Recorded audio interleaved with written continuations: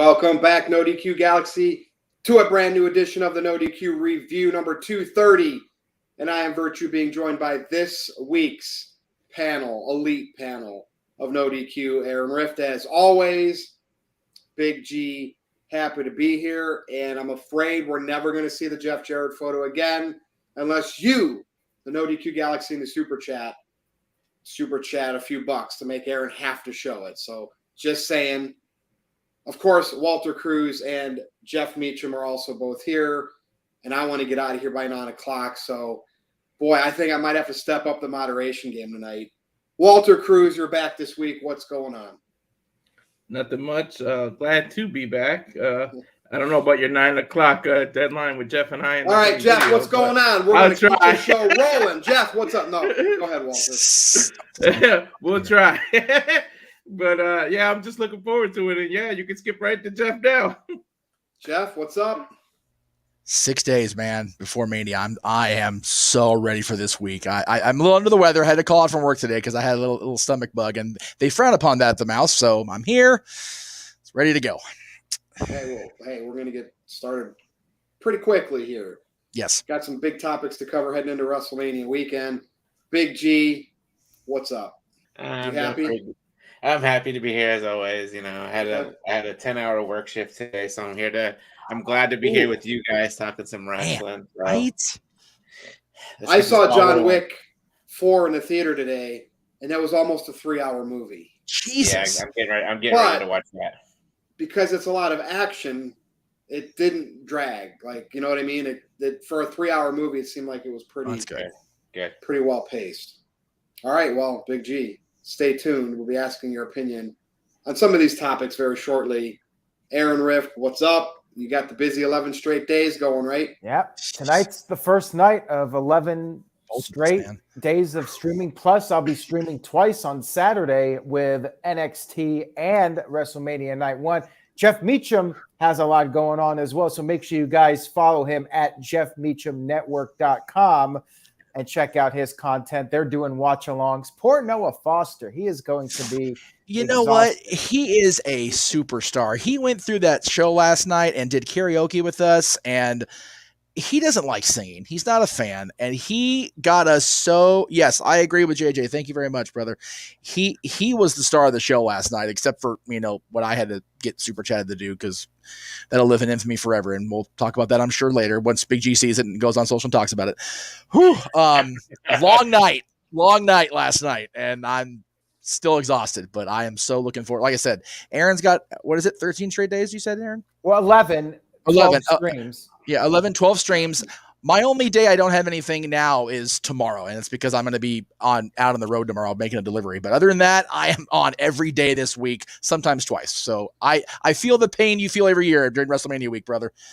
Whew. All right, so let's get into it, Virtue. The last NoDQ review before WrestleMania 39. Let's get it going. Oh, wait. Walter Cruz chimed in with $5. He's going to delay us via Super Chat. So thank you, Walter. Says, hello, NoDQ. Hope you have no plans tonight. Jeff and I are on the same video, LOL. Accurate. Say yes to NoDQ. Share the video. Hashtag shtick to my shtick. Thank you again for that, Walter. And we'll see if we can get out of here in an hour. But like you said, we'll try. Walter and Jeff, this could be a long video. So everybody get your coffee. Get whatever you need to keep you awake. Get your popcorn. Let's do this. Especially for last night. So last episode, we talked about, headline what was going to headline night 1 of WrestleMania. We've always known who is going to headline night 2, Roman Reigns, of course, and his opponent, the winner of the Royal Rumble, which is Cody Rhodes. So let's go around and just kind of discuss this, since we knew that match was always going to be the true headline match of WrestleMania. Yeah.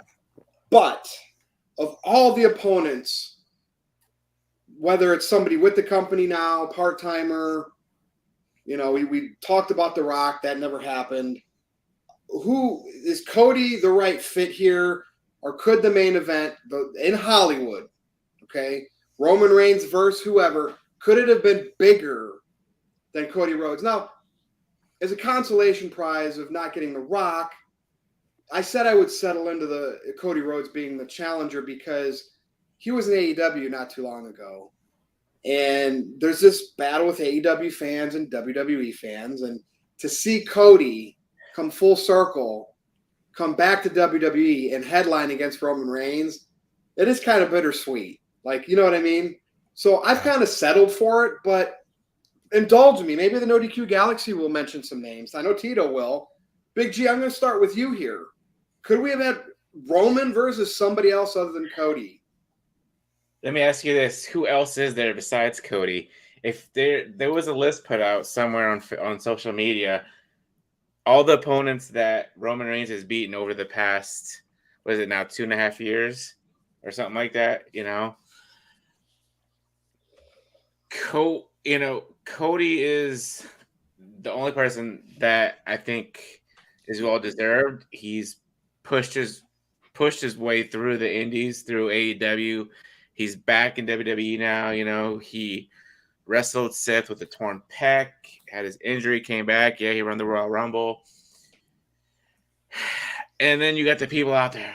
I wish it. I mean, everybody wanted The Rock. Everybody wanted Stone Cold. Everybody wanted The Rock. Everybody wanted Stone Cold. Well, people, it ain't happening. They got their lives. You know, some people say that they're never done with wrestling. The Rock, you know, is one person that is done with wrestling, at least for the foreseeable future, until he gets into the Hall of Fame. But other than that, I mean, Roman Reigns has beaten Drew McIntyre. He's beaten Edge. He's beaten Finn Balor. The list goes on and on. So Cody Rhodes, in my opinion, is the only person left for Roman Reigns at WrestleMania to be main event worthy. So okay, and that's the thing. It's hard not to say Cody because he's coming over from AEW. He was pushed strong out of the gates. He hasn't lost, correct, in WWE since his return. Correct. I can easily sit here and say storyline wise, but then what would you have done from night one with the tag titles?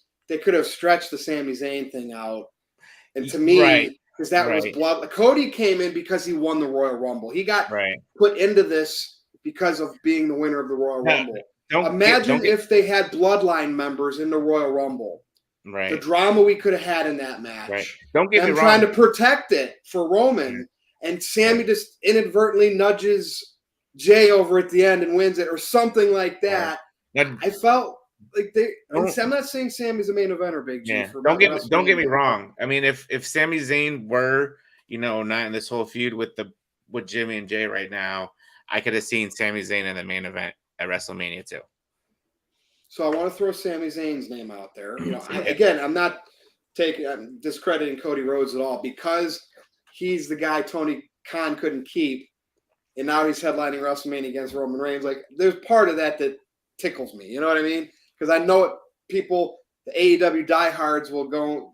They don't want to recognize that. Like the ones that don't watch WWE at all, that burns them. That Cody's headlining WrestleMania. But you're right. Roman's beat Cena. He's beat Lesnar. Like Edge. How can you find the right opponent for him? Yep. Walter Cruz. What do you think here, man? Excuse me. I think Cody is a good backup to The Rock. I think the main focus would have been The Rock. If he had a clear schedule, it most obviously would have been The Rock. And that would have been the biggest blockbuster thing you can do. The most money you would have made. Everybody would have been into that. But Cody's a good backup. Like you said, he's got the history. He came back. They got the story of him doing something that his father couldn't do. So there's stories in it. And the only other person I could have thought of, like you said, was Sami Zayn. But he fit more into the tag and the reunite. People were more into that because they wanted KO and Sami Zayn to reunite. So, like, who else could there have been? I mean, Roman Reigns ran through everybody. If you would have broke up the bloodline, maybe, and then Jay could have twisted to the other side and you could have done Jay, that could have been different. I mean, you gave him the nickname Main Event Jay, but you really didn't give him more than one main event. Maybe two he had. Or he had one against Roman, then he joined the bloodline. He didn't really have a one-on-one main event or with a title on the line. I mean, you could have did that, but then there would have been too many pieces would have had to come together for that to happen. So I think they did it right. They were smart enough not to put Sammy in the Royal Rumble, or you would have had Philadelphia all over again because everybody would have wanted Sammy to win the Royal Rumble, and people would have turned on Cody. Instead, you got a nice flow now. You got two different stories. and it's nowhere near the peak, and then we all want to see what happens after. So I don't think anyone besides Cody can fit. Like, I can't think of anyone unless CM Punk would have not been injured and they would have bought out his contract and brought him back. That maybe that would have been the only other thing they could have done. All right. Well, and yeah, I mean, we can't consider guys that contractually can't come over. Yeah. Like, the only other thing, and that people don't want, like a majority of people don't want this, is they could have triple threaded it. You could have had Sammy in there or Seth Rollins, with Cody. Then how do you get there, though? Because you don't want to discredit the Royal Rumble. So you would almost have to have one of those photo finishes where they didn't know who won and both guys went. But then again, people will be complaining about a triple threat. Like, no. They did it with the name that shall not be named. That person, they turned his Royal Rumble win into a well, like that's almost what they. If they would have got something else other than Cody and Roman, it probably would have had to be a triple threat to be different, and Cody would still be in the match. So that's kind of where they are. And I can just envision it now. People like Tito saying, because Triple H can't make new stars. Where are the new WrestleMania stars? I mean, you got the guys that come in like Logan Paul and whatnot. He can go and headline a Saudi Arabia show, but he ain't going to headline WrestleMania. Never say never, but Jeff. Yeah. What do you like to say here? With triple threat, it has to be done right. Like the whole thing with Foley and Triple H at SummerSlam, just it came off awkward. And there's a lot of extra ingredients in that chili pot that just kind of made it a cluster. Benoit Hunter and Shawn Michaels came off very well. I ranked it very high on our WrestleMania main event list that we did on Dad's being the last week or week before last, whatever it was. Yeah. So I don't mind that scenario. It would have come off as forced here if they put Sammy in there. That would have just been a disaster because as over as the thing with Sammy was, we always, I say we as in, it's everybody. Everybody has to follow. I say no. The majority of us figured that it would be Sammy and Kevin against the Usos. That was what we were trying to get to. Cody, from the minute they announced that Cody was going to be back for the Rumble, it's like, okay, well, he's winning the Rumble. There was just no doubt in my mind. Even with The Rock still possibly being discussed at that point, it was going to be, okay, well, then we'll get Cody on night 1 and Rock on night 2. We even talked about it on this show. So I don't think there would have been a better scenario than Cody if The Rock was the actual plan A.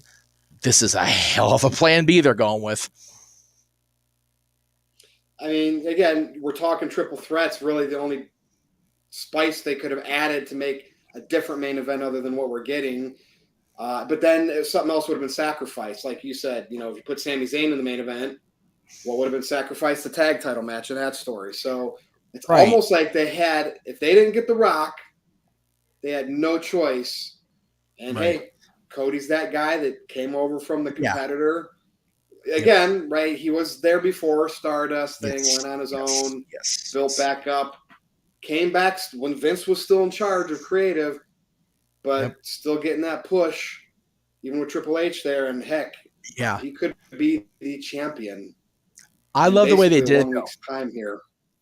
Because they threaded it where it looked like it was just meant to be, because everything Paul said, even when he was being a dick and saying, Roman's the son, Cody, it's like Dusty did help Roman along when he came to FCW and NXT. Dusty did do those things, and he did not do those things for Cody. So it like there was no grain of untruth in that promo except, Roman's the son, Dusty never always wanted. It's like that part was, Paul Heyman heel bullshit, but everything else in that exchange was 100% true. And that's really what got me invested in this whole thing. It's like, okay, now I believe that Cody has a valid, more than just complete the dream, complete the story, thread. It's like, now I just want to beat him up because he brought my dad into it on purpose. Like, screw you, Paul. Like that's great WWE storytelling, and people shit on that a lot, but man, that was so good between the two of them. And you figure Dusty's son, Dusty's disciple, promo battle, take my damn money. Seriously. Mm-hmm. Yeah. It's the little things they did. If you notice, he put the WWE title closer to Cody when he laid down the 2, as if to tell him that's the one you want, but you can't get. Yep. And here we are. Like, we are literally going to find out, does WWE want to get Roman Reigns to that 1,000 day with the Universal title, or are they going to put both these titles on Cody, which they'll still have the problem. he'll still have both titles, and maybe this is a permanent thing. So, Aaron, what do you think here? And when's the predictions again? When are you doing? I know you're doing 2 nights of predictions, right? Here's what we're doing. Yeah. We're doing night 1 of WrestleMania predictions on Tuesday, even though we do not have a full final card for Saturday and a full final card for Sunday. We have 13, 14 matches. We just don't know when the majority of them officially are. So hopefully on Raw, they will announce which matches are on which night. Yeah. Otherwise, we'll have to just take a guess, and I'll just pick 7 matches to do on Tuesday. I was going to say, just yeah. I'm not going to be on either show because, I'm only working Sunday nights right now.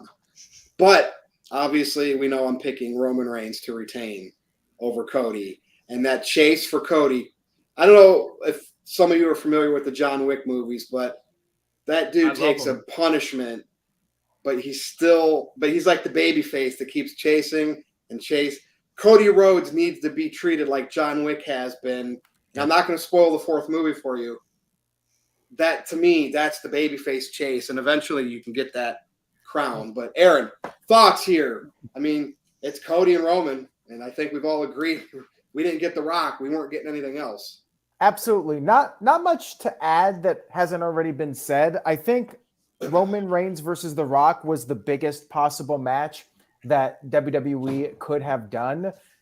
But obviously, The Rock wasn't able to make it for this year's WrestleMania. Who knows if he ever will be doing another match. Cody, going back to Hell in a Cell, I always felt like from that point, he was going to be the guy if The Rock was not available and nobody else. Then Sami Zayn got really hot, but I think WWE made the right call because KO and Sami Zayn versus the Usos is a hot match. And I totally do not blame them for sticking to the plan and not changing. Now, were there any other possibilities? That's the big question. Now, Psycho Jet Black sent in a $2 super chat, says, imagine if it was Roman Reigns versus Bray Wyatt at WrestleMania. Well, to answer that, I think that if Bray Wyatt was more of what he was when he first came back, I think that might have been a really great match for WrestleMania, but the Bray Wyatt that we last saw, not really, not so much. We'd need the physical version of Bray, like when he feuded with Cena. If he could carry Matt, like in Reigns back in the day, if he could go and do that type of match today and was hot off of that return, Aaron, I would say yes, that could have worked. That would have needed the stars would have needed to align there, and they clearly haven't. I thought they were going to start doing an Uncle Howdy and Bray Wyatt as a tag team for a second.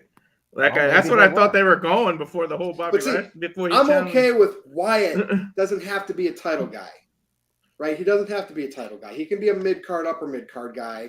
Just get healthy. Whatever's wrong with him, illness, get better, get back, right? And if it's an illness, like physical, but if he's got some type of illness or whatever, like you can't. Anybody can. Roman Reigns had to leave for 6 months because of an illness. You can't pin that on Bray Wyatt. We don't know the details of why he's out, the physical issue.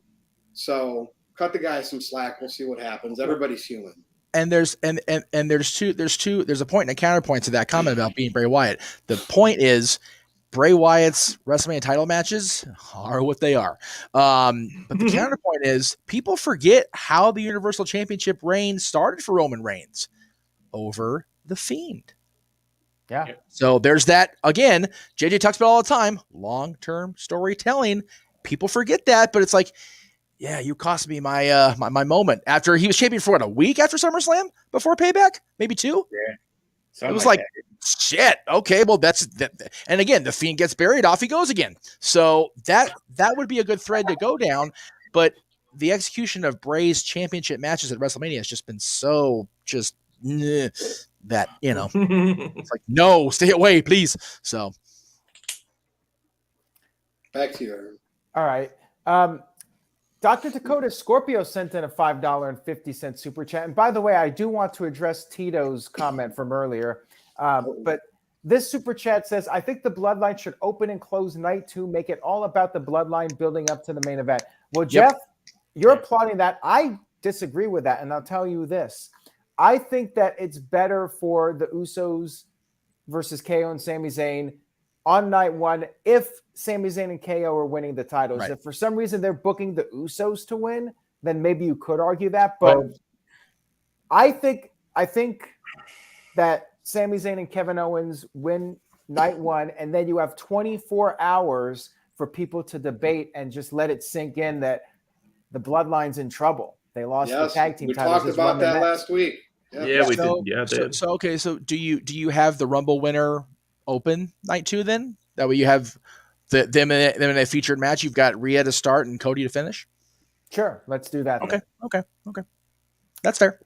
I'm okay Aren't with that. there rumors circulating that the tag championship might headline night one now? Or is that the bunch That's of BS? been the most recent. Yeah, this is going to happen. And again, I don't disagree with Jose's logic because they kind of shot themselves in the foot by having John open night one. It's like he just wants to get the hell out of LA. I don't blame him, by the way. This LA traffic's going to suck on a Saturday night. So John can get a limo. Even Aaron, you've driven to LA longer than any of us in this room, especially I don't drive in LA, but you know damn good and well, Saturday night, 5:00, he's going to have to try to get to the freeway. Even in a limo, it's going to be a pain in the ass. So, especially going back to LAX. Are you kidding me? No, bad. Oh, get curious thinking about it. I got to go just freaking up the street to Hollywood after that. I'm going to be having hives break out, I'm sure. But they kind of did themselves a disservice. Like, okay, well, now we have to figure our way around Cena and Theory opening and then Reigns and Cody ending night 2. It's like we got to get the Rumble winner and a featured, even if it's not the main event, because that they've been very careful with the wording. It's not they get a main event shot, they get a championship opportunity of their choosing. So they've been really careful about that. So I'm okay with either scenario. I like it if Sami and Kevin win and they get the cool babyface moment to send people home from SoFi happy, especially if Roman's retaining, because holy shit, will that be something. But if the tag titles open night 2, then we saw the same dynamic. It's like, oh man, Sami and Kevin beat the Usos earlier. What's Roman going to do now to close this night? So both sides work for me. Well, there you go. Fair enough. Psycho Jet Black sent in a $2 super chat. Says, Virtue, are you mad at Big G for jinxing The Rock? No, because like the thing is with Hollywood guys, you always I remember telling Big G that's still a possibility because he's The Rock and he's Hollywood movie star. Once I kind of saw the downward spiral of his whole like Warner Brothers DC stuff with the Black Adam and all that, I was like, man, this guy's going to be mentally checked out for. I saw the writing on the wall. Unfortunately, and he did. Yeah. So there you go. Now, last thing I want to say, well, 2 things. The only other person I could have seen filling that spot would have been Seth Rollins, who is also very over as a babyface right now with everybody singing his song. He technically beat Roman at the 2022 Royal Rumble, so he has that for a potential rematch. If like Cody had an injury or something, I think Seth Rollins would have been the guy they went with. Right. Now, last thing.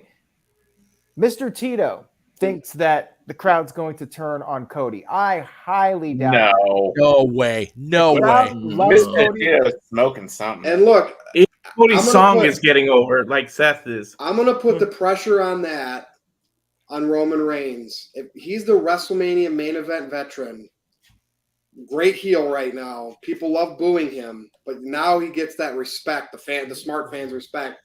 Yep. Roman, man, he comes out of this and Cody's over, super over.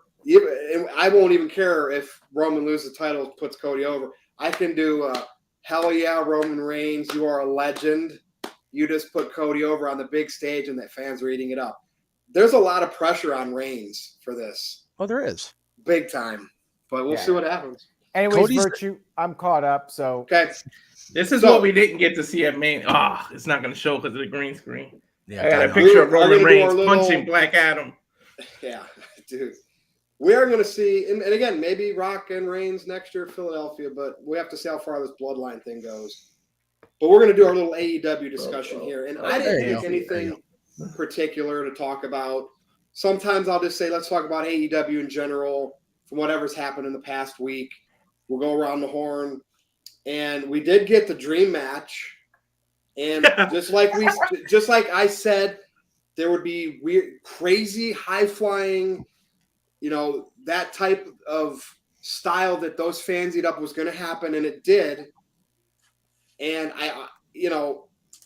the guy, bumped his head, Kingo, whatever his name is, bumped his head on the back of the apron. And granted, he was okay, but dude, I'm telling you, at what point, would you guys say? It's hard to really say because we have injuries all over wrestling these days, more than I can ever remember. But just from watching the past couple of years, does WWE get more injuries or AEW? What do you guys think here? I feel like it's still AEW. Yeah, I was going to say injuries on that side of the fence. I'm sure we could have somebody go count them all up and give us numbers. But if you go by Undertaker's Hall of Fame speech, perception's reality, and the perception is AEW is that company. And so Jeff, talk on this first. Any thoughts of AEW? I watched that match. I actually turned on Dynamite to watch that match. Yeah. And from a diehard Marks perspective that loves that in-ring work, that's exciting to them. Yes. The whole time I'm like, oh my God, this is going to be so blown out of proportion. It just doesn't do anything for me. It doesn't have a story. Like, there was no storyline or build. If there was like a Usos, Zayn, and Kevin Owens type, business there, and then they had that match, I would have been like, it would have meant more to me. Right. What else in AEW did I miss this week? That was really the only focus I gave because I had to see if it was a dream match. But take it away. So if you're a fan of AAA, if you're a fan of that, those the other companies and their stories, this was supposed to be a match for the AAA Mega Championship, whatever it was, a couple years ago, and I forget which one got hurt. I think it was Kenny. Forgive me. But so for that purpose, I think that's why it was such a hard sell by Tony for a dream match, because it was supposed to happen and it didn't. The match he's got this week, actually, he's fighting Jeff Cobb this week on TV, which I'm interested in because I've liked watching Jeff Cobb for a while. That's more of I'm intrigued by the match, not by the announcement. More like this last week, it's like we were all talking about who is this guy, because not enough of us are like hardcore diehard into it. The match came off much better than I thought. Yes, the Kingo did get himself hurt, but the response he got from the AEW audience got him booked at Supercard of Honor on this coming Friday, defending the Mega Championship on pay-per-view. So, yes, he got a little bump on the head. He's fine. It's not anything that's going to be, career-threatening or long-term affecting him, but he did get a booking out of it because the booker of Ring of Honor happens to be the booker of AEW, and happened to work out for him there. There really wasn't a whole lot. You gotta remember, they're the only company that doesn't have a major show coming up this week. Their push now is toward Battle of the Belts and Rampage at the end of next week. So, we're probably going to see a lot more talked about that in the next few days. But like I said, I tuned into Dynamite. I had it on. I always have it on anyway after I do the Greg Cherry show. But I really wasn't invested until the main event came on because, okay, cool. Like, I would have, as not a guy that turns on Dynamite, for them just to say, hey, we're going to give you a dream match next week on Dynamite. We're going to give you Kenny Omega versus MJF or something like that. Right. Yeah. The champion. Man, I don't know. Virtue. It was an international dream match. Yeah. Well, they made that clear. Like Excalibur, I give Excalibur shit. I always will because I don't like the guy. But the way he worded it when they started Dynamite, it's like, okay, they're definitely watching the internet show. I know. Oh, here we go. What? Why do you not like Excalibur? PWG, Aaron. He was a dick to us. Come on, What man. did he do? He booted you out? Yeah, what? He booted you out of the building? He didn't put me out of the building at all. That wasn't him at all. That was Disco. Oh, well, then but Disco Inferno? The gripes. Oh, Disco Machine. You know who. Stop it. When you say disco, there's more than one disco in wrestling. You know who I'm talking about. I wasn't trying to go down the rabbit hole. Jesus Christ. Okay. I mean, nobody's ever heard of Disco Machine. So exactly. Disco, they're going to think Disco Inferno. So let him think Glenn kicked me out of the building. Gets him a pop. Good for Disco. He's not going to get a pop on our show anyway. When you see, when you hear, Miro turning down what Tony Khan wants to do with him, we see how Wardlow's been booked. Those are your WWE type guys, like physically and whatnot. Yes. So it's clear as day. Tony Khan has like one vision, and MJF gets away with it because he's so different. He's such a heel. He's still a smaller guy, and he just somehow can work Tony Khan to being his champion, and great for him. But Big G, over to you now. Like, to me, there's just nothing. Like, Tony Khan can't even convince me to turn it on for dream matches, for announcements, because it's something like I know what it's going to be. Right. Like, you know what I mean? Like a dream match to me is different than what a dream match to AEW fans would be. You're an AEW fan. So I do. I mean, I watch it. Speak on this now from that perspective. I mean, the match to me was just a regular old match. It wasn't no dream match, no international dream match for me. You're an AEW fan, so that's and like I said last week when we were on the show, I didn't know this Kingo guy, and like when the match is on, I was still barely paying attention to him because I was like, who the frick is this Donkey Kong piece of crap on my TV? You know? I mean, the rest of the show was pretty decent. Britt Baker wasn't on there. God damn it. Every time Britt's not on there, that's a ratings dropping for AEW for me. But yeah, other than that, I mean, I remember back in the days, be Shayna Baszler. She's still up there, Virtue. She's still up there. But yeah, I'm going to AEW in Baltimore on May 3rd. So hopefully, I mean, going there live to a wrestling show is a lot more different than watching it on TV. You have a better perspective of everything, especially where you sit. And when you watch it on TV, it's different too. So you have the ups and downs of, like I said, in person and watching on TV. But like I said, I like Kenny Omega. He's a good wrestler. But this Kingo guy, I'm like, whatever. If I never see him again, I wouldn't care less. I'm actually looking more towards Omega versus Jeff Cobb because at least I know who Jeff Cobb is. Big G, what's Jeff Jarrett aside, Britt Baker aside, Britt Baker aside. Okay. What's your favorite thing about AEW right now? The reason why I don't want you to say Britt Baker because we know you're a big yeah. Same with Jeff Jarrett, so I don't want to have you so biased to that. So nobody super chatted anyway to bring that. MJF. What about AEW MJF. right now? MJF. So is it fair to say, and I don't think they do this, they might, but on a weekly basis then, since he's the guy there, I don't care if he's a top heel, should they not have him at the beginning of the show, at the beginning, top of the next hour, and to end the show like Raw used to do with Stone Cold Steve Austin every single week? He's not on Rampage, so they can get other crap on Rampage. But that to me, and it doesn't have to even be much, but I want to see more MJF, like, you know what I mean? The whole show, not just a segment and he's done. WWE's kind of bad with that now, too. Yeah. Although they're trying with the Roman stuff backstage. Look at the bloodline, though. They kind of, especially like more on SmackDown, they intersect the bloodline throughout the show. Like you said. That's what I'm saying, yeah. Whereas AEW, it's like, I mean, for the most part, I mean, like lately with the whole Blackpool Combat Club and the Elite and Dark Order, they're kind of intertwining all that stuff throughout the show here and there. So, and it's sort of other than that, like have MJF just walk like him. He's sitting. He runs into what's his name? The guy with hands in his pockets. Cassidy. Cassidy. I almost called him Pockets because that's what Jim Cornette calls him. Pockets. Can you imagine like he runs into him and he's like, and MJF's like, look, sunglasses on backstage because it's cool to wear sunglasses inside. Tips him down, looks at, he's got his title there, and he's like, do something with yourself, man. Get your hands out of your pockets, and you know what I mean. Just to plant a seed for if they have something down the road or whatever. Yeah. And I'm just saying that in general. It could be anybody else. Adam Page. I just don't see that effort. Like if you're gonna have top guys, put them on the show. Don't worry about spending all the time out so everybody has a spot. Make your stars. I might get criticized right now, but I'm tired of Moxley. Ooh. I'm tired of Moxley. You're not a fan of bleeders? We had this discussion, dude. I can't stand the guy anymore. I'm just waiting for him to be able to take his break. Like, wasn't he going to take a break? Like, go ahead, he deserves it. Moxley. That's what we're getting every week. I am going to tell Sam. Oh, wait. I'm sorry. Sam Roberts on Wednesday, not John Moxley. They look the same to me. I can't tell anymore. Anyway, never mind. Go ahead.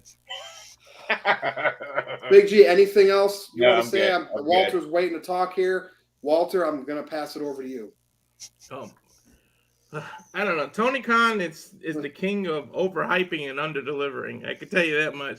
Especially the only time he pops a, he really is. The only time he pops a rating is when he says, "I got I got one of these major announcements," and then they're letdowns. Now he said it's a dream match, which I said it in the chats and everything. It was only his dream match. He went to sleep, literally had a dream, woke up, said, "Book it." That's what made it a dream match, because he literally probably dreamed about it, and a wet dream at that. Because Jesus, why he did that? Because I mean, and at some point you got to tone. I mean, I understand everybody has their own style, but you got to tone it down a little. Somebody's gonna either get seriously hurt or die in the middle of an AEW ring. The way you doing all this flippy floppies, as they call it, with everybody, and that was not safe. And it was a close call. Like, I'm glad he was okay. I don't know much about him, and I am glad he's all right. But I mean, that could have went really, really left really quick. I'll say something positive. One thing I like the Jade Cargill Valkyrie thing. That's getting good. Yeah. And Yes. At least they're working on stories, because now she's got a cease and desist order about using her finisher. Like, there's a story behind it. AEW wasn't really good with stories. Now they're starting to tell it. They missed the biggest story. I hope. Well, we'll talk about it. Yeah, I know it's one of the topics, so we'll talk about. Yeah. But yeah, he's just not good, and he's really the king of overhyping and underdelivering. And you should be the opposite. You should underhype and overdeliver. So, Aaron, I saw super chats are good today. I saw some super chats come in. So over to you to do that, and of course speak on whatever else you do. The Dynamite recap every week. Anyway, Oh my right? God, You super still chats do are a so Dynamite good tonight, recap? guys. Yeah, you do. All So right, over to you. I think we have to start the super chats off with Walter's. So let's get to that right now. Oh my God, right? Walter says, unretire that picture. So, Woo! like the genie in a bottle, when you rub it just right, Whoa! comes out. Walter's talking about wet dreams, talking about rubbing things the wrong way. Aaron, we're gonna get rated here. Rubbing it the right way, Jeff, not the wrong way. Hey, no, trust me. When you're saying it's the wrong way, if you rub it the wrong way, then you get the Great Khali coming out. But if you rub it the right way, you get this classic picture. We're so fired off YouTube. It's Back done. in the saddle again. He's Double back J, in the Jeff saddle.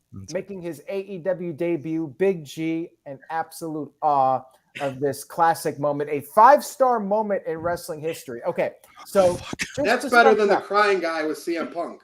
It is. Yeah. Way better. Way better. or the shocked face with the Lesnar breaking the streak. No, that's better than that shit. Oh my God. Yeah, I no way I can stop that. Okay, so I'm just going to sum this up. The Viking versus Kenny Omega. Was it an entertaining match? Yes. Was it a spectacle? Yes. Was it a great acrobatics performance? Yes. Was it better than The Undertaker versus Shawn Michaels? Hell no. Not even close. And as far as that match goes, when I saw that clip of the dive over the top through the table from the fan perspective, like that scared the shit out of me. Like that dude could have gotten seriously hurt. And we got people giving this match 5 stars and people saying it's one of the greatest matches of all time. And all you're doing is encouraging them to do more dangerous stuff. Now, I'll admit, when I was a kid, I was entertained by the TLC matches and all the crazy stuff, Mick Foley going off the cell, but we should not be normalizing that stuff and glorifying it. What we should be doing is encouraging wrestlers to find more creative ways to make their matches memorable, and sometimes less is more. Sometimes a Randy Orton match is better than it gets credit for. How many 5-star matches does Randy Orton have? Just wondering, even though he's had so many great matches with people from John Cena to Triple H, and even recently with Drew McIntyre. Where are the 5-star ratings for those matches? Randy Orton is a great worker, puts out memorable, entertaining matches, yet he doesn't get the credit. Guys like Sheamus and Gunther, one of the best matches, which, to be fair, did get that 5-star rating that people always talk about, which is kind of crazy to begin with.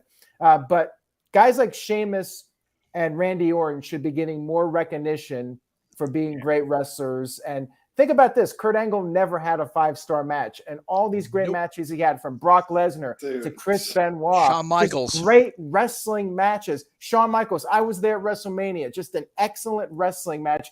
Yes, they did some risky stuff, but they picked their spots. It wasn't just bam, bam, bam, bam, big high spot after high spot and trying to do as many rotations of a flip as possible while the other guy's just standing there waiting to catch you, instead of doing what any person would logically do in a real fight, and that's moving out of the way.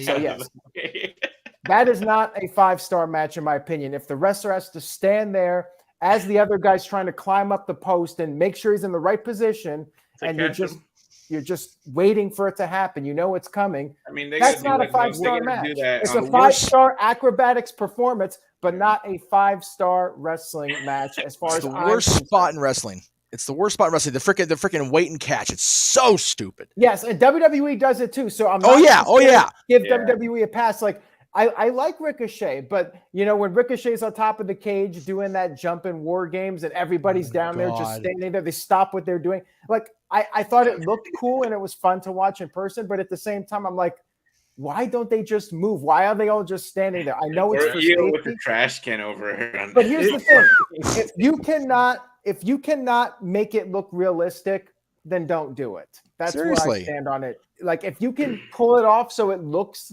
real, then do it. But I like when wrestling makes me suspend disbelief, and I think it's real. Exactly. When it's Isn't that what hurt choreographed, I'm not a fan.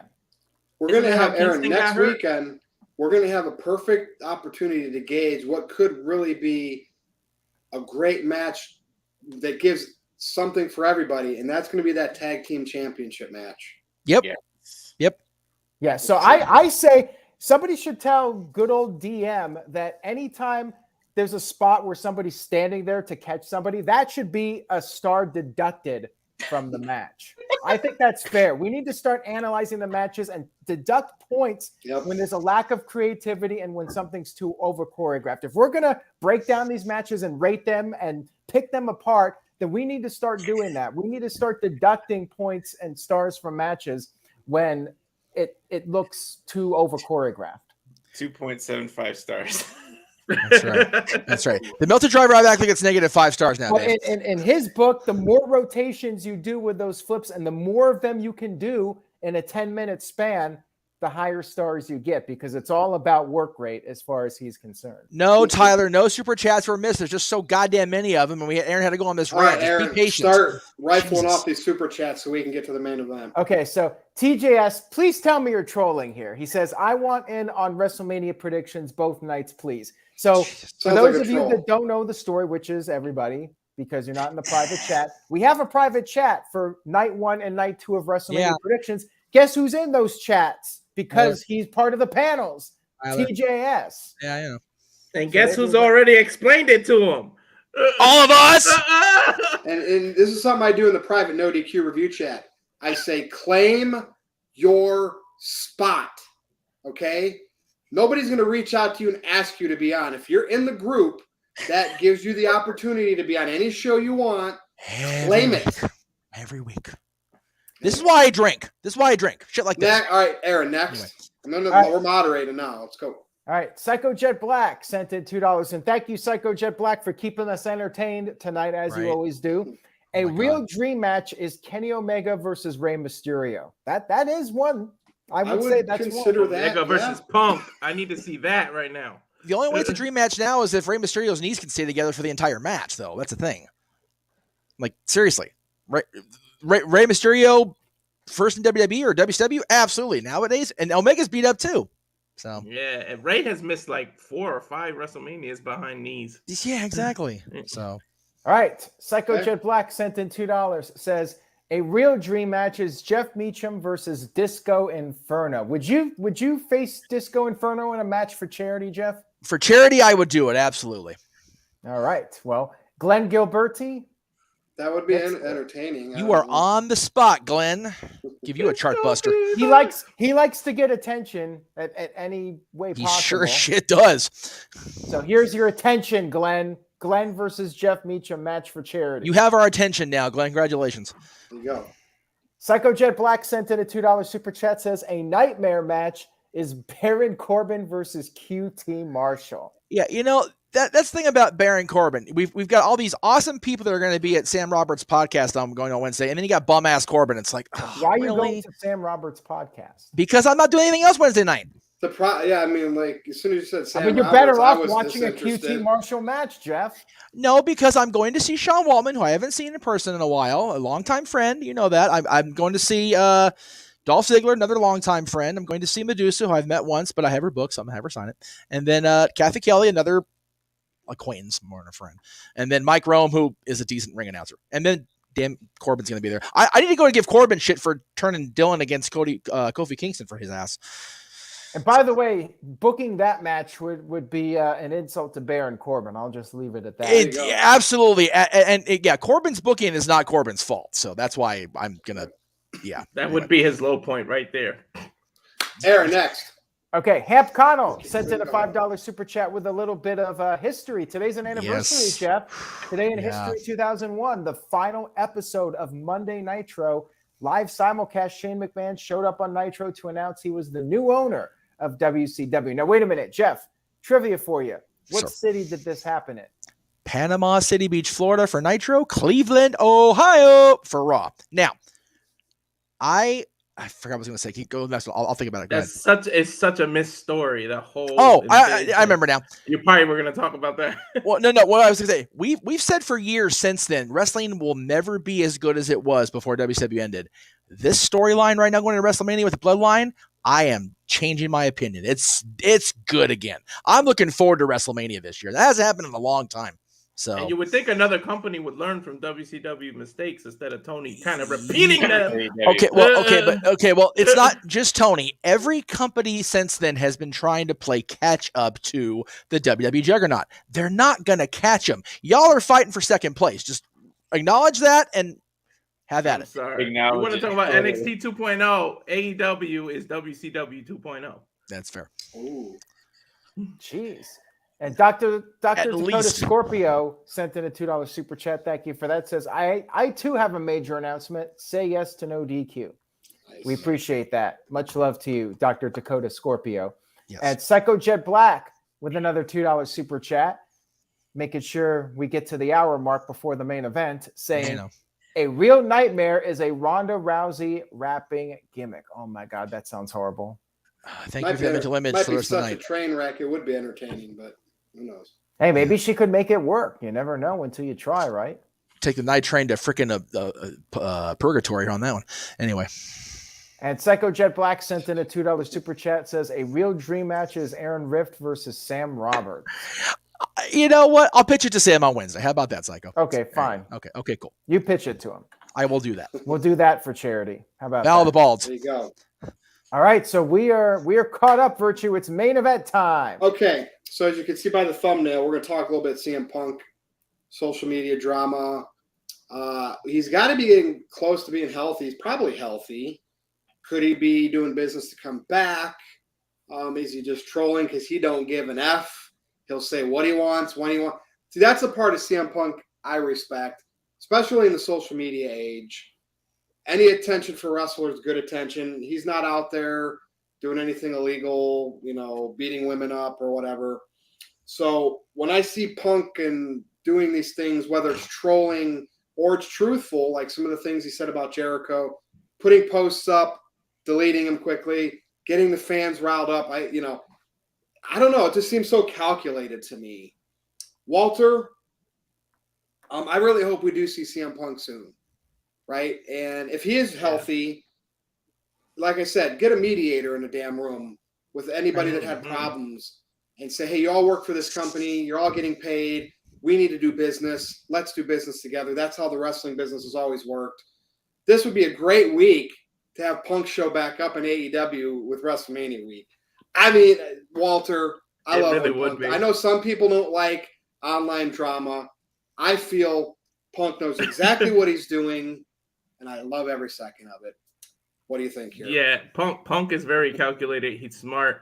He's getting people to talk about him again because I think he's getting ready to come back. and he is trolling too. I mean, he even commented on Rey Mysterio saying, I wanted to punch your son 13 years ago. Props it's for that big time. That was good. Dominic That was would have been good. what, 12, 10? Yeah, exactly. That was good shit. That was good. It was good. Punk's trolling. Punk is getting you to talk about him. And like you said about the media, I would have them say, listen, some of the best storytelling in the history of wrestling has been stemmed from real life. You got to take this real life situation and make money off of it. Like Tony Khan, you should be all about money. Prove you got guts. Prove that you can think outside of the box and sit your asses down. And you guys, this is going to turn into a story. This is how it's going to go. And I don't give a damn what you guys think. This is who's going. Just plan it out. And I mean, I'm a big fan of Punk. I never lost his respect. He got burnt out, and he did. I mean, I never lost respect for him. He got burnt out. What happened, and that's it. I know a lot of people lost respect for how he did at AEW, but he said it. He said, I work with children, and they kind of proven it. If you see the way they're acting now, they kind of proven them right. They giving them. So it's like, I mean, you can talk all the shit you want against Punk, but he could sit back and be like, I told you so. And now he's biding his time. Maybe he's been healthy and he's waiting on to see what the hell they're going to do with his contract. I don't know what's going on, what political part is, but Tony Khan would be the dumbest man ever if he lets this go and buys him out or lets the contract. If he doesn't find a way to put his ass back in front of AEW fans, then I lost all respect for Tony, because the biggest Dynamite was the day he debuted. That had to be the biggest Dynamite ever. You can, if you watch how much that YouTube video has been watched, it's in the hundreds of thousands probably. It's probably 1 million views by now.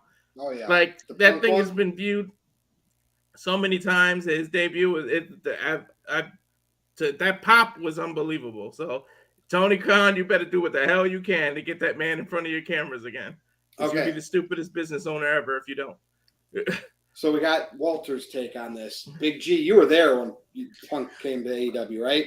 Yeah, I was there in Chicago on Rampage. Yep. Not Dynamite, Walter. Sorry about that. So, Rampage. Yeah. Here's the thing, Big G. When Punk came into AEW, the first time, I knew AEW fans were excited because they're like, we got CM Punk. Yeah. And I just didn't connect with that initially. Because I needed heel CM Punk, where he was saying edgy things that we kind of knew were probably real in front of the camera. Now, if Punk comes back from this injury based on what he did in the scrum, and you could say went into business for himself, I'm going to feel that CM Punk is really projecting. It's going to feel real to me now, and I'm intrigued. Now I want to see CM Punk back, and the question is, will I? But, man, I would love for him to come back soon. Big G, take it away. I love when CM Punk creates drama. And AEW needs anything right now. So people want to bitch about that's not the way to go about getting business. Punk will do stuff on camera the right way because he's done it. He will have the big matches. So you get all that with CM Punk. Why not let him do his other stuff as well? So go ahead. What do you think? I mean, I was there, like I said, when CM Punk debuted in AEW, and the place. I mean, this was coming off a rumor that CM Punk was supposed to debut in AEW. You know, rumors saying, oh, CM Punk might come to AEW, CM Punk this, CM Punk that. And I shit you not, as soon as CM Punk debuted, after his debut, the line for his shirts was super long. I was like, you know what? I'm going to just wait for it and order it off of Shop AEW. I'm not waiting in this line for an hour and a half for a t-shirt. But yeah, you know, and then CM comes, he has his match with Darby Allin and his feuds. Then he wins the AEW title. You know, the ratings over 1 million viewers here and there every other week with CM Punk being on there. And then this whole media scrum thing happens, and you know, he says he works with children and doesn't like this, doesn't like that. You know, I get where he's coming from. He's frustrated with everything, what's happening behind the scenes, because he had to deal with that in WWE, and I guess he didn't want to deal with that in AEW. But I mean, you deal with bad people in business. Big G, just pause for a second here, though. Yeah. Like, people want to say CM Punk was unprofessional. And, He he wasn't. did the I same didn't thing say in he wasn't. WWE. He worked major programs with John Cena, Yep. The Undertaker, Brock Lesnar, The Rock. Yep. Those people just don't work with anybody. And if somebody's a prick to them and doesn't work like workers should work together, they're not going to ever – those matches are never going to happen. Those feuds are never going to happen. But yet he still had a career of those epic feuds because CM Punk knows when to be professional when he's working with professionals. And just like Walter, you know, I like CM Punk, you know. I had nothing against the guy, you know. Outside of wrestling, you know, people say that Phil's a douche and he's this and that, but like I've never met the guy myself, so how am I supposed to know this, you know? And I was kind of bummed, you know, he got hurt. He just won the title, he got hurt, and then he was out again. And like I said, the whole media scrum, and you know, I want CM Punk to come back to AEW, and like Tony needs to get his head out of his ass and say, you know, I can see a storyline out of this between him and Omega and the Bucks, you know. And those same people that say that he's unprofessional turn around and say that Sasha and Naomi weren't when they did what they did. So it's like, like Tito mentioned, Punk put all those guys over. And he did it for 3-4 years. And yes, he went home. That was probably more about working hurt, the schedule of WWE. He was booked to wrestle Triple H at WrestleMania, I think, that year, and go over him. I think he just wanted to all the efforts of all his hard work. He didn't care if Triple H would have went over him probably if he would have got the main event. Yeah. I don't think he asked for much. You know, he was hurt, he was beat up, and he just wanted the main event. I don't think he ever cared about going over. No. So anyway, Jeff, I'm going to come over to you now, Jeff, because you know I do want to get out of here. And well, no, it's okay. It's people know I don't like Punk. It is what it is. But I do agree with the one comment. I forget who put it up there. Forgive me, who said it. But I think Punk will be down to do business. It's Matt and Nick that won't. Matt and Nick are they're a couple of young bucks. They're a couple of punks. That was Tito. They are. That was Tito that put that. Yeah. Either way. Matt and Nick are the problem, and they've been like that their entire career. They are who they are, and they are stubborn, and they just don't have a problem with causing bullshit. They don't. They've always been that way, as long as I've known them. I think if Punk's ready to go, and this is how he's doing it, then you know, good for him. The only thing I have a problem with, not necessarily that he's doing it, the thing I have a the thing I have a problem with is devices. Yeah, obnoxious devices, exactly. Is the fact that so many people just jumped on it and made it a newsworthy. It's like, just let people. And again, there's two things. Number one, Punk's not doing this because he needs to vent and get it out of his system. He's doing it because he's coming back and he's working the people.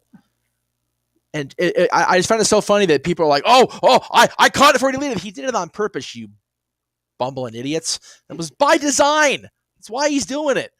And just, Virtue, you talk about this all the time. I love it when people in 2023 can still work the fans.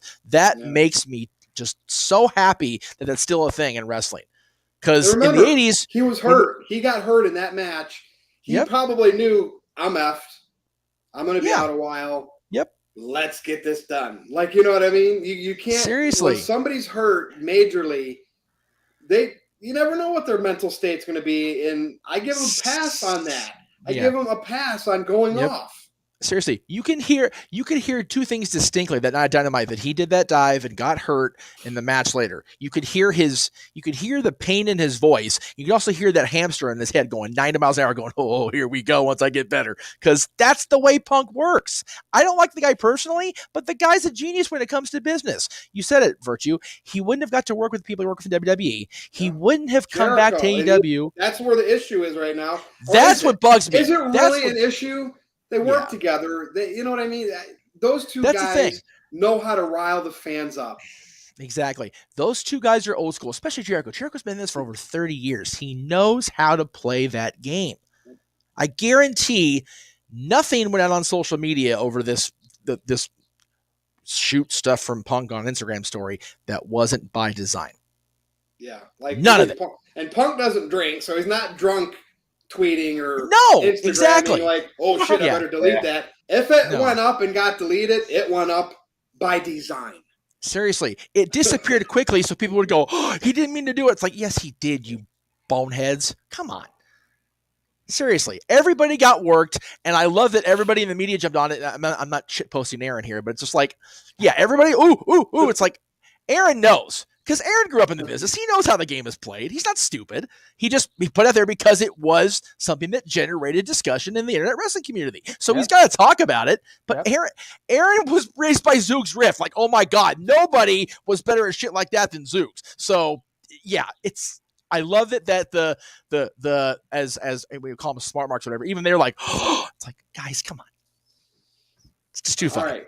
Now, Aaron, I'm coming over to you now. If Punk comes back to AEW, they almost have to act like surprises are great. They have to advertise it, right? You gotta, holy crap, he's coming back, right? Wouldn't they? Well, what I would do think? If CM Punk is coming back, and I hope he is, let's start at this. We had CM Punk talk about Jon Moxley and what happened during their matches back in the summer of 2022. Then he started going off on Chris Jericho, called him a stooge and a liar. But the thing about this post is that he put it up. Somebody sent me a message about this post, like right when it happened. So I went over to Punk's Instagram and it was gone. It was up there like a minute tops. I don't buy the story that somebody in AEW told him to take it down, because it was down so quickly. I think he intentionally put that up and deleted it immediately because he knew people would screenshot it and it would be all over the internet. So I feel like he did that on purpose. The question is, why did he put that up? Was it because he's legitimately mad, or is it to start generating buzz? Now, we had an angle on Dynamite this past Wednesday where the Young Bucks were taken out of the building, out of the arena in ambulances. We have a mystery attacker. Now, the Blackpool Combat Club, they were raising hell on Wednesday, and I guess, it could be them, but I feel like there's a mystery here. We have the Elite, we have the Young Bucks, Kenny Omega, and we have Hangman Adam Page. That's 4 guys. We have the Blackpool Combat Club. Right now, there's only 3 guys. Bryan Danielson, he's very sympathetic right now. People want to cheer him as a babyface. I feel like he's not going to be part of the group when he comes back. I think he's going to do his own thing. But he's gone right now. He's gone for the foreseeable future. So that leaves open a 4th guy to team up with the Blackpool Combat Club. And who better than CM Punk? So if they are smart, and I don't know if this is what's happening or not, but if they're doing this storyline with CM Punk coming back, they got to keep teasing it that there's a mystery guy. And then, we talked about earlier, hyping things up and having it deliver.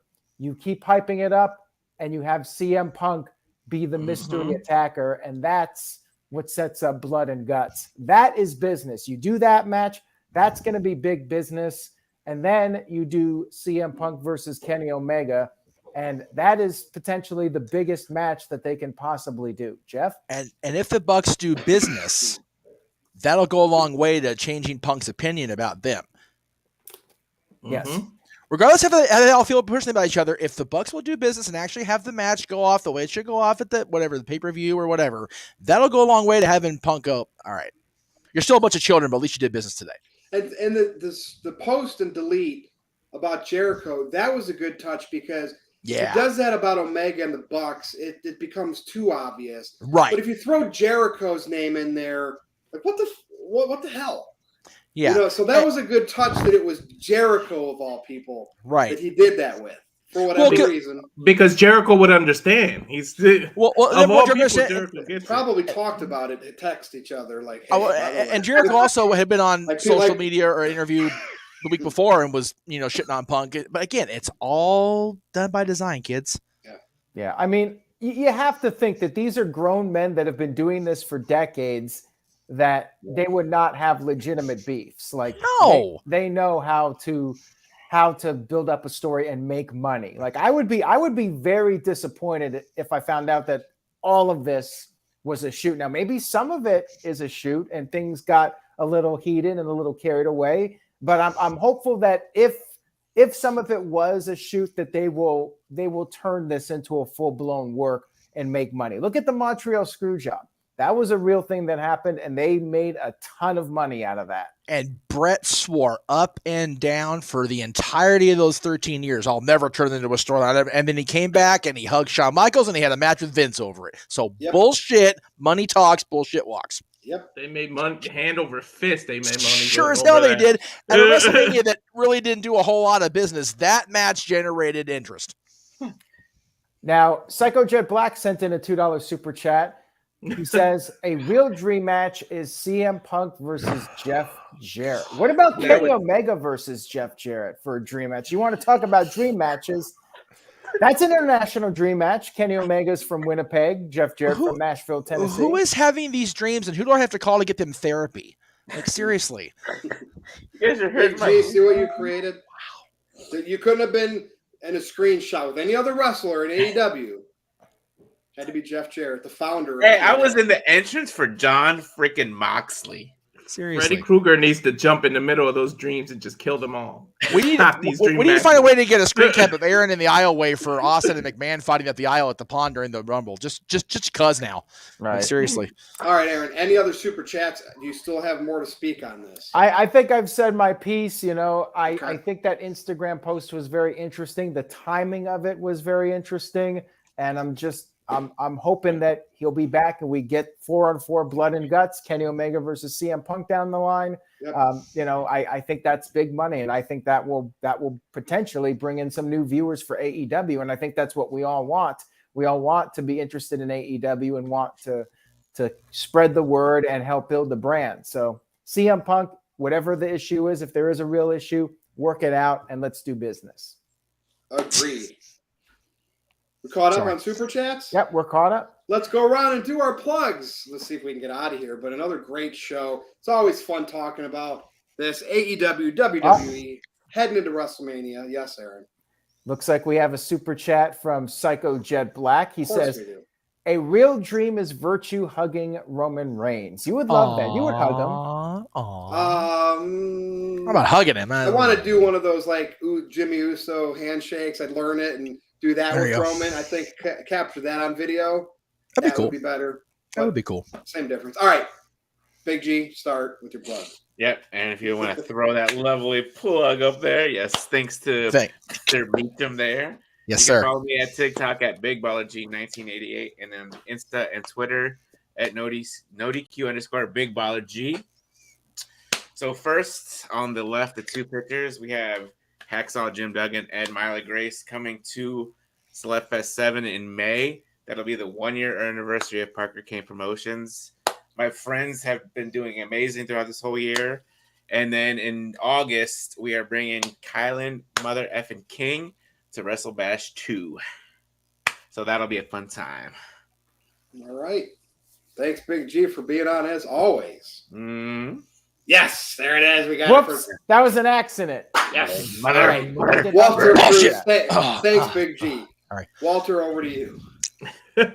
All right, I'm at Twitter at Walter Alice Cruz, and then on Instagram at Cowfire Farms. You can see the content there, and so if you're into that, please give that a follow.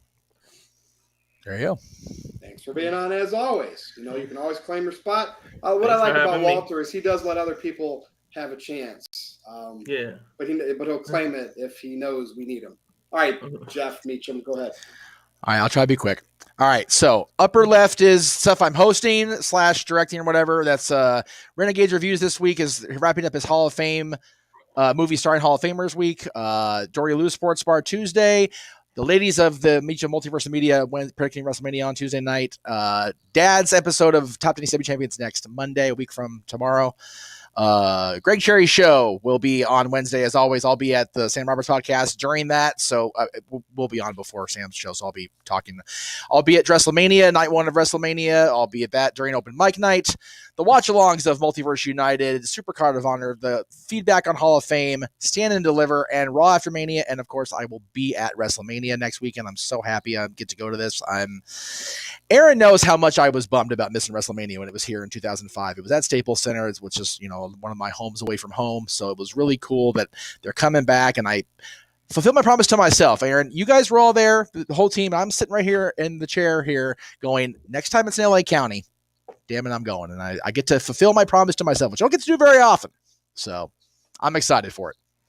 There you go. And I get to make money off it, which is even better. So, Look, you're already there. You're so excited. You're already there. Look, I'm literally in my seat right now. So there you go. Jeff, I'm sure you'll be sending me some information and pictures and videos and whatnot, keeping me updated with all the happenings. There will be all the things. As long as we don't have what happened in Vegas last time I was trying to send you stuff and the server freaking crashes, we'll be in good shape. God, that was ridiculous. But yes, right. I'll be on site for everything that was on that graphic, either here directly in the show or in person live. So you'll get a ton of pictures. You'll probably get more pictures than you can stand. You'll probably out me on the air for it like you did before. So all right, sounds good. So yes, to answer Johnny Boy, this will be the last review until after WrestleMania. But so that'll be the Tuesday after WrestleMania, which is April 4th. That will be the birthday. next No DQ review. Dylan's birthday. That will be 7 p.m. Eastern, 4 p.m. Pacific. Special start time for the No DQ review. I will plug it on social media, so you guys will have a reminder about it. Now, Psycho Jet Black sent in a few more super chats, so we have a few more laughs before we go. He says, a real dream match is Aaron Rift versus Ox Baker. Remember that guy, Jeff? damn, why? Like, okay, if Zooks is managing you, maybe you have a chance. But damn, Ox is crazy. Yeah, for those of you that remember, I had my earliest memory being terrified of this Ox Baker picture right next to my crib. Oh God, yeah, that was straight horrible, mind-altering stuff. Yes, and No. then Was my it dad scary? put the picture. Yeah. maybe that's Scary. why Aaron likes horror stuff so much. Yeah, well, You it scared me as a kid. And he took the picture down. He put it in the closet. I went in the closet and found it. Freaked out again. That's such a Zooks thing. Yep. Psycho Jet Black sent it a $2 super chat. Says a real nightmare is a Bray Wyatt rapping gimmick. You know what? If he comes out when he first came Ronda. back, the whole Wyndham Rotunda thing, just doing that'd be funny. Hearing him freestyle like Cena, that'd be funnier than hell. I mean, might be Bo fun, actually. Dallas did a pretty good job as Bo Rider. Hey, we have no room to talk about freestyling on No DQ, but I'd rather see Bray Wyatt do it than some of the people we've had on these shows. Yeah, like Ronda Rousey would Oh not. God, even not be able Ronda. to live up to the level of one Bray Wyatt. That's right. So, anyways, we're caught up. NoDQ.com will have coverage of WrestleMania both nights. Predictions coming up Tuesday night, Absolutely. 7 p.m. Eastern, 4 p.m. Pacific will be night one predictions. Might not be the actual night one card, but we will be predicting approximately 7 matches of WrestleMania on Tuesday, 7 p.m. Eastern, 4 p.m. Pacific. And Psycho Jet Black says a real nightmare is Rift Aronson rapping gimmick. Well, you don't have to worry about that one because he's dead. He's not coming back. Stop mentioning him. He's dead. I in read the Portland, super Oregon. chat, but I will not say Rest anything more in about him. peace. Yes. Okay. Whoa. So we are done, Virtue. We can go ahead and wrap this up. Thank you all for tuning in. Night one is in the can. We got a lot more to come, so stay tuned. Follow me on Twitter if you dare at NoDQ_virtue. Go to NoDQ.com/merch and you can get great shirts like that. The one that I'm wearing, everybody's shirt that's on there, all the NoDQ shirts, all the personalities, all the Virtue collection. Check that out. And of course, look at the thing that says under my name. I don't know if that shows on there. Yes, it does. Roman over Cody at WrestleMania. Will not be on the predictions, but we know that is my prediction. And I will even predict the other match. Zayn and Owens over the Usos to become the tag team champions night one to create that drama. So when Roman beats Cody after 25 false finishes, that place will be exhausted. night 2 and then have to battle that traffic on the way out. Good For luck, Jeff. Aaron Rift, for Big G, Walter Cruz, and Jeff Meacham, I am Virtue. We will see you again next Tuesday. Not this Tuesday, next Tuesday after WrestleMania. Good night. April 4th. TJS, you're on the predictions videos. Maybe. We'll see. I might change He's my fired. mind on that. You have to tune in Tuesday night to find out if TJS is on or not. There's the cliffhanger. Good night, everyone. Dun dun dun.